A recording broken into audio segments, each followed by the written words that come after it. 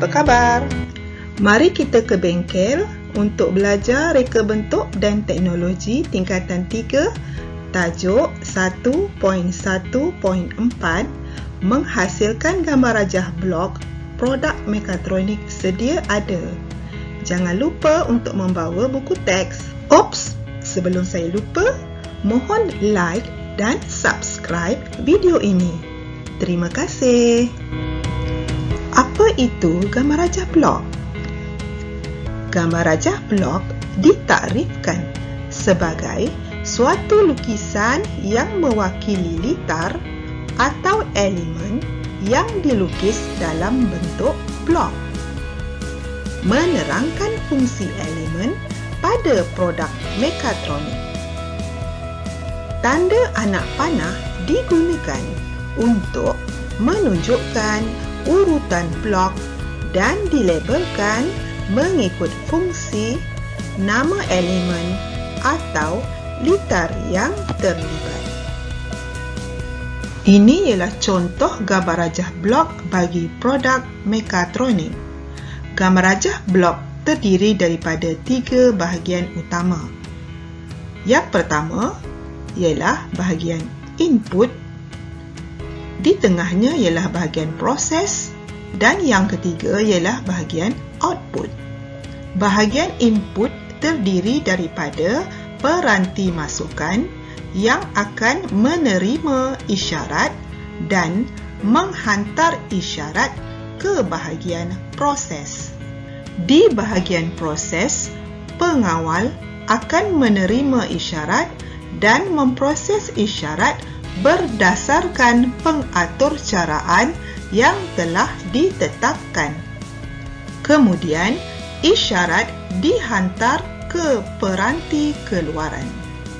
Di bahagian peranti keluaran, isyarat diterjemahkan kepada operasi yang dikehendaki seperti putaran motor, penghasilan cahaya dan penghasilan bunyi.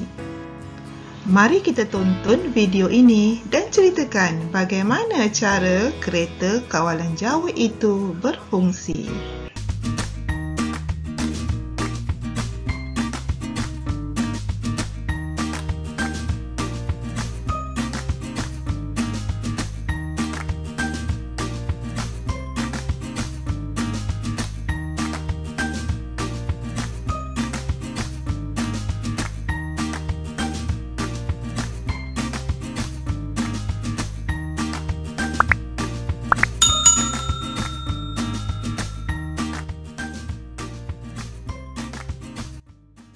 Berdasarkan video, mari kita mengisi gambar rajah blok kereta kawalan jauh. Mula-mula, pemain kereta kawalan jauh akan menekan panel kawalan tanpa wayar yang akan bertindak sebagai pemancar isyarat atau transmitter. Panel kawalan tanpa wayar akan menghantar isyarat input kepada mikropengawal. Mikropengawal akan memproses isyarat yang diterima dan menghantar isyarat arahan ke bahagian output. Kemudian, pemacu motor dan motor arus terus akan menggerakkan roda seperti yang diarahkan, sama ada berhenti, ke kiri, ke kanan, ke hadapan atau ke belakang.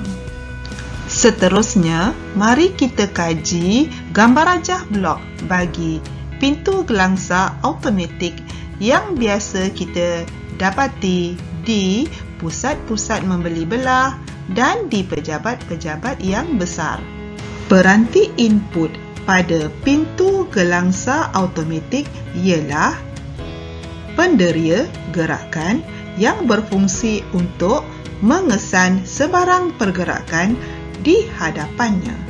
Jika penderia gerakan mengesan sebarang isyarat input, ia akan menghantar isyarat tersebut kepada sistem kawalan yang terdiri daripada mikropengawal. Selepas isyarat input diproses, isyarat kawalan akan dihantar ke bahagian output. Bahagian output yang terdiri daripada motor arus terus bergabung dengan takal dan tali sawat serta pemacu motor akan menggerakkan pintu seperti arahan daripada mikropengawal.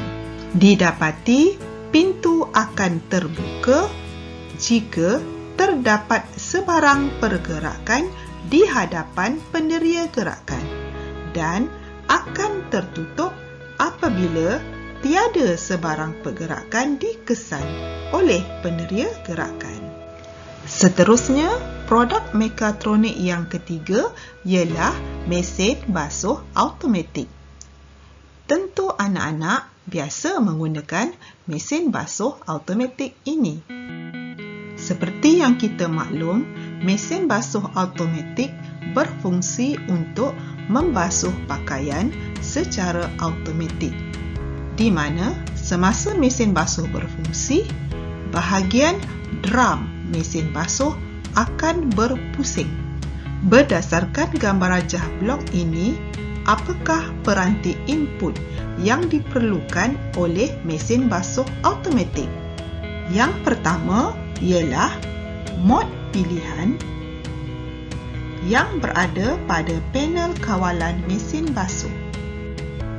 Mod pilihan akan memberikan pilihan kepada pengguna untuk sama ada mencuci, membilas, mengering dan sebagainya. Peranti input yang kedua pula ialah bahagian penderia yang akan memberikan isyarat input apabila air di dalam drum telah penuh. Apabila pengguna memilih mana-mana mod pilihan, isyarat itu akan dihantar ke mikropengawal untuk diproses. Selepas itu, isyarat kawalan dihantar ke bahagian output yang terdiri daripada motor arus ulang-alik, takal dan tali sawat serta pemacu motor. Pergerakan bahagian output ini akan menyebabkan drum berpusing mengikut arahan. Saya harap anda telah faham untuk membina gambar rajah blok pada produk mekatronik. Jadi sekarang, cuba hasilkan gambar rajah blok pada sistem kawalan palang automatik. Ini ialah gambar rajah blok sistem kawalan palang automatik yang masih belum lengkap. Sekarang, cuba anak-anak salin dan lengkapkan gambar rajah blok ini di dalam buku nota.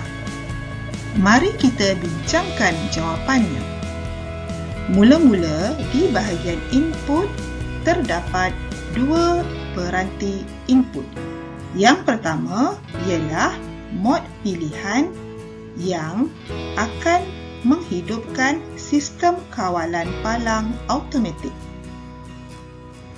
Yang kedua ialah penderia. Penderia akan mengesan kenderaan yang telah melepasi palang automatik. Seterusnya, di bahagian proses terdapat mikropengawal yang akan memproses isyarat input. Kemudian, isyarat kawalan dihantar ke bahagian output yang terdiri daripada motor arus ulang-alik dan pemacu motor. Bahagian output ini akan menaikkan palang dan menurunkan palang apabila kenderaan telah melapasi palang. Adakah anda berjaya menjawabnya dengan tepat? Tahniah kerana mencuba. Untuk mengukuhkan kefahaman anda, mari kita jawab soalan yang kedua berkenaan kipas shilling automatik. Cuba anda lengkapkan gambar rajah blok kipas shilling automatik ini di dalam buku nota. Adakah anda telah menjawabnya? Mari kita bincangkan. Mula-mula, namakan terlebih dahulu bahagian-bahagian gambar rajah blok. Yang pertama ialah input, kedua proses, ketiga output. Seterusnya, apakah peranti input yang terdapat pada kipas shilling automatik? Peranti input terdiri daripada panel kawalan tapa wayar dan mod pilihan. Seterusnya, isyarat input dihantar ke mikro pengawal dan dari mikro pengawal, isyarat kawalan dihantar ke bahagian output. Bahagian output terdiri daripada motor arus ulang alik dan pemacu motor. Hasilnya, kipas akan beroperasi mengikut arahan pada mod pilihan. Jadi, sehingga di sini, adakah anak-anak telah betul-betul faham? Saya harap anak-anak dapat menguasai cara untuk menulis gambar rajah blok pada produk mekatronik. Jadi, sehingga di sini kelas kita hari ini. Jangan lupa ulang kaji dan like juga subscribe video ini. Bye. Terima kasih.